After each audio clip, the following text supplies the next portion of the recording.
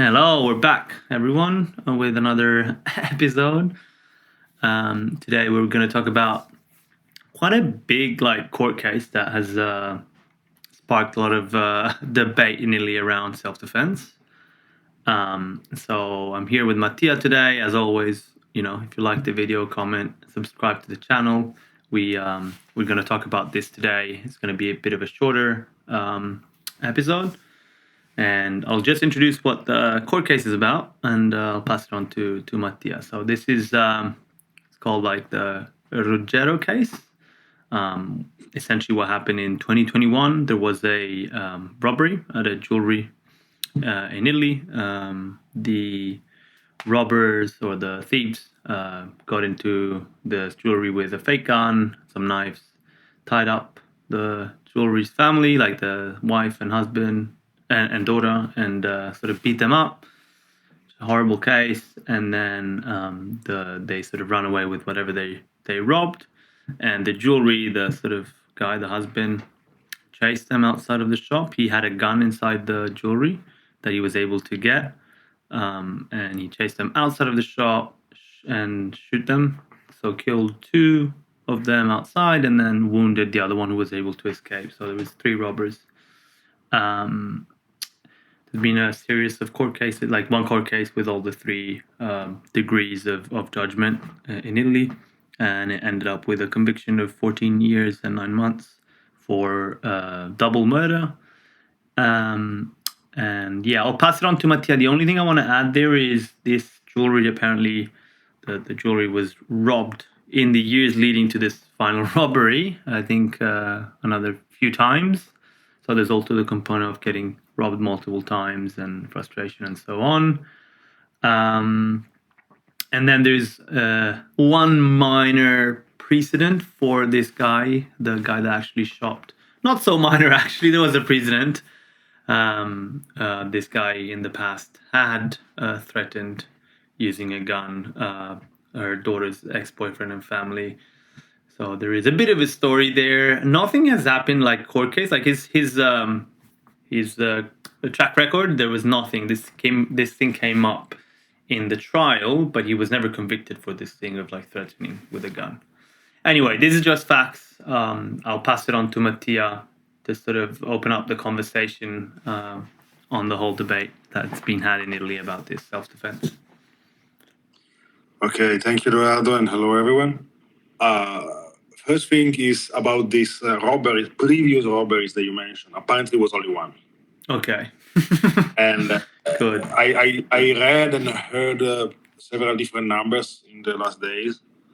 3, 4, 5, 7 previous robberies that this man was victim. It's only one, accordingly also to the sentence. Because this was considered like a previous trauma, a previous being already victim once of a robbery was considered during the trials and in the final sentence, in the all degrees. And it's only one in 2015, if I remember correct. Then, of course, many Italian newspaper and commentator, they decided to increase the number to make it sound more... To try to justify more this Roggero. But besides that, I think this is not even the most important detail. Here is what we have to consider is one thing. The first thing I want to say, which is, I'm going to repeat myself, is something I mentioned many times, also in the previous episode, is that this is a highly political case because the politicians, they have nothing else to talk about. They have nothing else to do. They are powerless, or they have no will or no capability to do anything else in terms of economy, for example. So they are left. They are left with only this kind of news to discuss about it. These kind of cases, like self-defense is one topic, the crime made by immigrants can be another one, and so on and so forth. So this is why these cases are so political, because it's the only thing on which they can do propaganda at the moment. Yeah. This is the first thing. Indeed, quite interestingly, the law about self-defense was recently changed, I think in 2019, by Matteo Salvini, that is a minister of the current government, and he's one of the main defender of this man. Matteo Salvini is the one who wrote the current law regulating self-defense in Italy.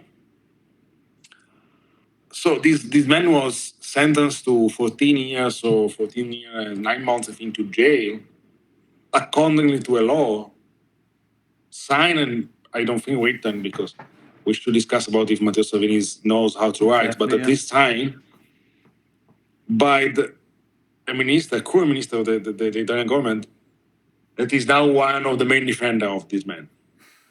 Already, we could stop. We could close the episode here, I would say. Then many people are saying the judges they have not considered the situation, blah, blah, blah. They did. In Italy, the minimum sentence for murder is 21 years. This guy had two murders plus an attempt, because the third man survived. So it's 2 murders plus an attempt to murder, and he got 14 years and 9 months. Yeah. When usually for a murder, it's 21 years for a single murder, which means that the judges, they deeply considered the situation. Yeah. But according to the law that I mentioned before, they couldn't do nothing else than sentence this man to jail, because it wasn't self-defense anymore. He ran outside the shop, chasing these thieves to kill them, with the intention to kill them. He never showed any regret about what he did. On the other hand, in once when he was guest in a TV show in Italy, he said that he would do it again. Yeah. And so I think that this outcome, this sentence was pretty obvious in my opinion. Yeah. Let me add one last detail, because one thing that is not frequently discussed about it, that many cases in Italy that are self-defense, they are actually considered self-defense, even if there is someone dead in the case, but there was a real self-defense.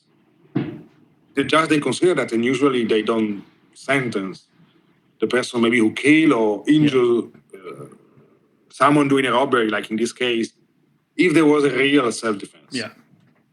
Of course, those cases are not exploited for political reason, like in this case. Yeah. So those cases where there is a sentence, like in this case to jail, okay, is because it wasn't self-defense. There are those few cases, okay, we're talking about a very little number, where there was no self-defense. Yeah. By most of cases, the self-defense is recognized by the judges, and there is no solution to the person who defend themselves. Yeah. But of course, in these cases are kept silent. So, and no one is discussing about them, because they cannot be exploited for political propaganda, like in this case. So I will give back to you, Edoardo. Yeah. I want to talk about three things, and tagging along to what you were talking. The first one would be around the self-defense law. I want to touch upon presidential pardon, because that's been up in the conversation. Just the last third topic would be general political debate, which is quite sad. Starting from the self-defense, the law that the current party member of the government who's defending and saying, oh, this guy should have been convicted, which was created by the same person who's now saying the person should have been convicted, essentially says that self-defense implies that there needs to be a threat. So if someone is walking into the shop with that fake gun that these robberies were using, and you pull out the gun and you shoot them, in that case, the judge would have quite easily been able to not convict. As soon as the robber running away, and you're chasing them when you shoot them, there is no threat to you. There is let's say, a human component of like you might have gone crazy a little bit because you've seen your wife being beaten up, and the judge can take that into account. But saying you shouldn't convict is a very different story. In fact, to their defense, and they weren't able to prove this because obviously it was a lie. What the Jules' defense was, he was saying that he was chasing them because he had thought that they had kidnapped his daughter or his wife, but they were tied up, or they were getting tied up or beaten up. So, like, if your story is they were beaten up and getting tied, then it's hard to then go and prove that they were getting kidnapped. And so they were obviously not able to prove that, and it came pretty obvious in the court case that that was a lie. So I assume when you're lying, things are a bit harder to go towards your end. But anyway, that's the first thing I want to say. Like, there is no, from a legislation perspective, that's excessive self-defense, because there's no self-defense in that case, because there's no threat posed to you. And so I think the law can talk more about like the humane aspect of losing it rather than self-defense, because there is no way you justify that as self-defense in the sense of when does it end? If you're allowed to chase someone that has robbed in your house and shoot them, when does your self-defense end? If they get into a car, can you get into a car and chase them? And if they then from a car go to another car, like, are you allowed to chase them indefinitely? Because at some point that is literally vendetta. It's not like self-defense. But anyway, that's the first topic. And so I think the current government is also a bit implied in this because they've created the law. So you want to change the law, you had 4 years to change it. You haven't done much about it. Feel free to do it. The reason why they've done it in this case, they haven't changed anything, is also because when you go into the technicalities, you realize that what the law is in place now is relatively good. And so you do end up getting convicted. And so the second topic I want to talk, which is linked to this, is like the presidential pardon. So once someone is fully convicted, finish the court case, you can initiate the process. And that's what the political parties, especially on the right, center right, have been saying, is you can start the process of requesting a presidential pardon. Though the president of the republic, according to the Constitution, has the right to commute, or I don't know, say cancel or remove a conviction. And that's probably what they have been trying. It's not an easy process. It needs to go through the Minister of Justice, some papers, President of the Republic. But it seems like the President of the Republic has already sent signals of pushing back. Because, so on one side, the Constitution as well as the law is quite discretional on pardon. And it's purposely discretional. There's been some guidelines historically on like how things have evolved and the interpretation of law. And so it's usually meant to be used for humanitarian reason, for equity or social reasons. If someone's like super ill, super sick, you don't want them to like spend the rest of the days in jail. Like, there's very edge cases in which it's been used. This case here is pretty obvious that it would just be a political favor. And it would set a precedent that is extremely dangerous. And so I think the President of the Republic is most likely going to push back on this. But let's see how things evolve. It can take some time, and the President of the Republic, I think, has got only a couple of years left. So it could be up to the next President of the Republic, and if that changes, they might give the pardon. So the power is there, but like, it's how you use it. And luckily, in the history, it's never been used in this way since Second World War. And then the third topic, which is around the political debate, and I think that's where things get quite, as always, and as you were talking about, I would say almost like sad, in the sense of a lot of the parties that are supporting this Joel are also saying he shouldn't have been convicted, which I think you can understand how someone can lose it when your family is being tied and beaten up. But I think you should never have a debate on it shouldn't be convicted. You could say 14 years is too much. You can say you should have given him 10 years, 8 years, 5 years. I don't know. But the argument to say, no, he should have not been convicted, that is self-defense, is a very dangerous, slippery slope. And at a political level, that's where I think things have gone really low to the bottom. And then obviously all foreign countries and forces jump onto this case. Like, funnily enough, Elon Musk tweeted in favor of this guy, like, oh, I shouldn't be convicted. And then other parties from the far right. I'll just pause it there to let you jump in. But these are the three main things I wanted to cover. Yeah, I mean, I agree with everything you said. I will ask something about the first point that you made about and also comment to the last point that you made about the self-defense and this, because this is related to the strategy that also this man used during the trials. So to claim and continuously claim the mental capability, the self-defense, while, for example, you could have claimed temporary lack of mental capability. Yeah. Okay.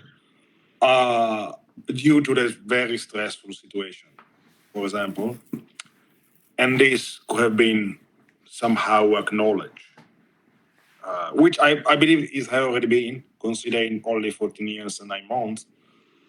But the strategy of that was chosen as defense was, I think, not quite good. Yeah. And I also think it was chosen in this way because of this man let politics exploit his case. So, and since the beginning, since these events they happened in 2021, so, and they were exploited since then.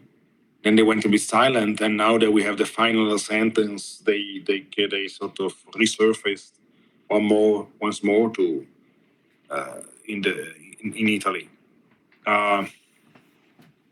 Then when you talk about external influence like Elon Musk, at the moment Elon Musk is supporting any crazy stuff happening in any other country, especially in Europe.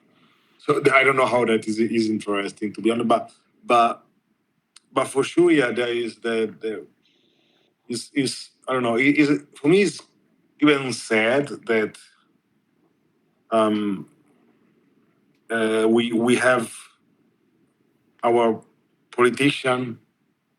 They have no other choice than chase this news, Yeah, in order to gather votes.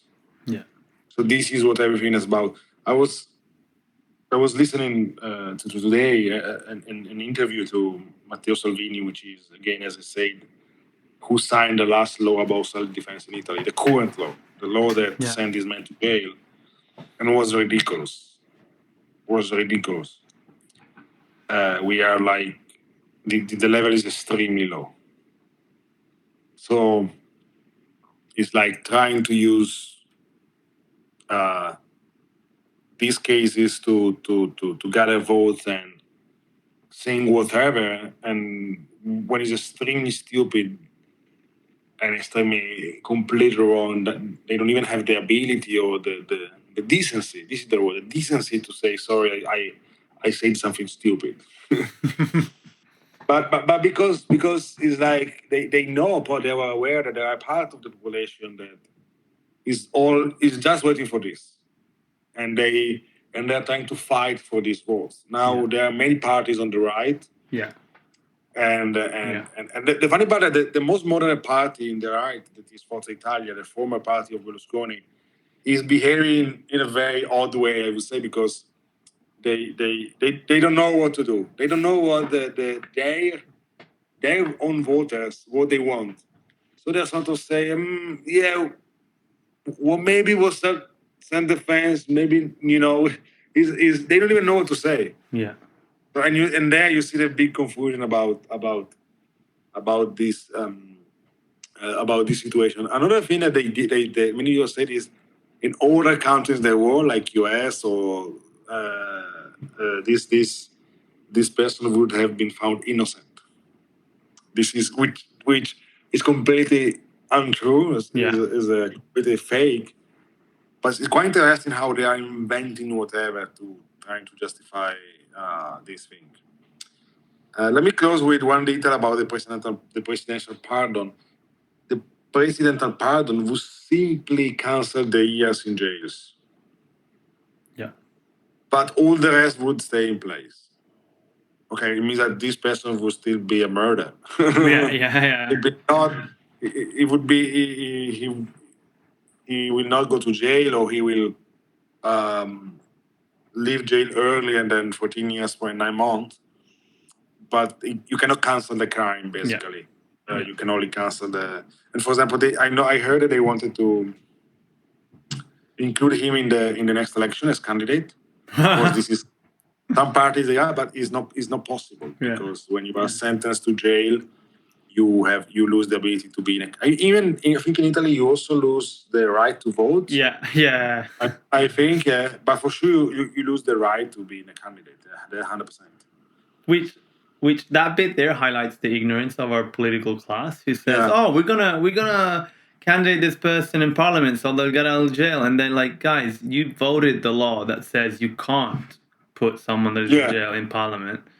So yeah. The interesting part, is that they chase so much these cases, trying to get votes, but sometimes there is a conflict between the propaganda they need to do on one cases and the propaganda they did on another case, and the law they pass on that. Yeah. So they pass a law to say, oh, if you are a criminal, you lose all the rights, and now they need something different, and they need to regret the law they passed before. This tells you a lot about how ridiculous is the situation at the moment. Yeah, it's I think, to me, to close it off, in an ideal world, a politician can empathize with the gut of the country. That's fine, but they should be able to say, however, their brain tells us this, and that's why we maybe support for lower conviction, less years, whatever. But saying no conviction is legitimizing murder and chasing robberies. It's almost as if you're saying a robbery, the conviction for a robbery is death penalty. It's almost as if you're saying that. Like, if you commit robbery, I can kill you. You can get killed. And legitimizing that. Without trial. Pretty much. So, yeah. All right. I think we've covered most. It was only this topic today. But yeah, thanks so much. If you watched, enjoyed it, please like it and subscribe. And obviously let us know if you'd like us to do specific deep dives or anything you'd like us to cover in the comment section. And yeah, see you again next week. See you next time.